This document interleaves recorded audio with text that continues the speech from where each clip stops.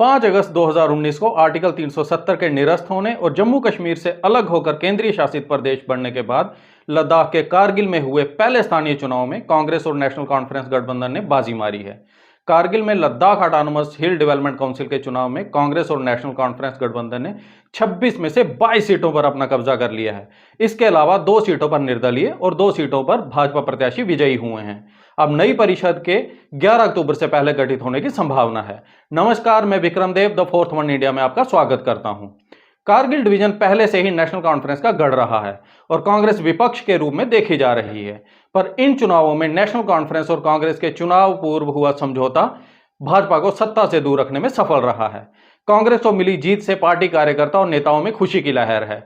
Party नेताओं का कहना है कि राहुल गांधी की यात्रा का व्यापक असर चुनाव में देखने को मिल रहा है और लद्दाख की जनता ने खुलकर कांग्रेस को समर्थन दिया है। आज कांग्रेस ऑफिस जम्मू में खुशी का माहौल है। सभी नेता, हमारे सीनियर नेता यहाँ पर इकट्ठे हुए हैं कि जो इंडिया अलायंस की जो जीत हुई है करगिल हिल काउंसिल के अंदर, उसके लिए हम करगिल के लोगों को, अवाम को, वोटरों को मुबारकबाद देना चाहते हैं। साथ में राहुल जी के नेतृत्व पर विश्वास रखते हुए कि जी राहुल जी ने जिस तरीके के साथ भारत जोड़ो यात्रा में पूरे हिंदुस्तान को जाओ और उसके बाद ले करगिल के अंदर राहुल जी ने ये यात्रा निकाली और लोगों ने उन पर विश्वास रखा, इस इंडिया अलायंस पे विश्वास रखा।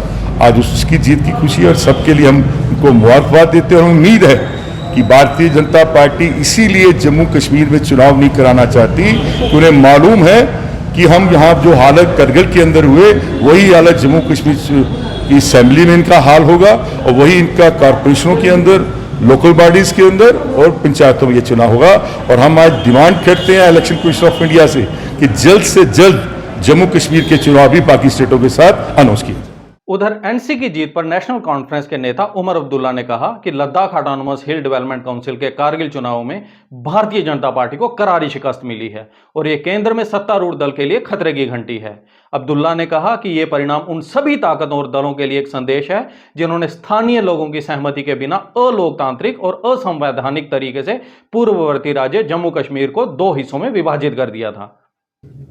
2019 अगस्त 5 के बाद पूरे मुल्क को, न सिर्फ मुल्क को बल्कि दुनिया भर में बीजेपी ने यह फैलाने की कोशिश की कि जम्मू कश्मीर का बंटवारा, बिलखसूस लद्दाख को जम्मू कश्मीर से अलग करना, ये लद्दाख के लोगों की दिल की तमन्ना थी, उनकी ख्वाहिश थी और उस ख्वाहिश को पूरी की गई। आज ये साबित हुआ कि जम्मू कश्मीर को उसका बाइफरकेशन करना, लद्दाख को जम्मू कश्मीर से अलग करना, जितना ये हमें कश्मीर में बुरा लगा, जितना आज हम कहें कि जम्मू को भी ये पसंद नहीं आई बात, इतनी ही ये बात जो है करगिल के लोगों को खटकती है।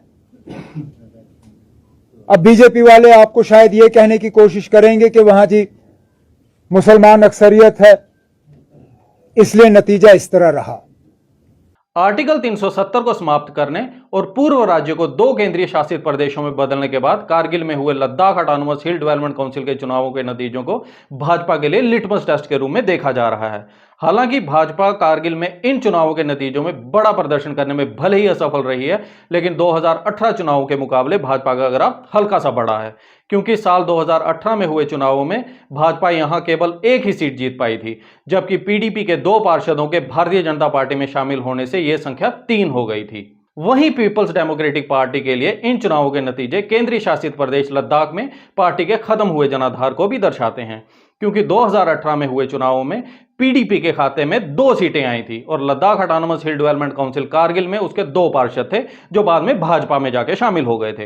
हालांकि चुनाव में नेशनल कॉन्फ्रेंस और कांग्रेस की जीत हुई है, पर पीडीपी प्रमुख महबूबा मुफ्ती ने खुशी जताते हुए इसे धर्मनिरपेक्ष पार्टियों की जीत बताया है।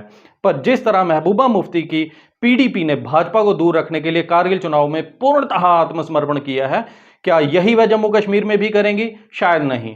उस समय यह भी देखना दिलचस्प होगा कि क्या कारगिल फार्मूला जम्मू कश्मीर में भी चलेगा। अब बात करते हैं भाजपा की।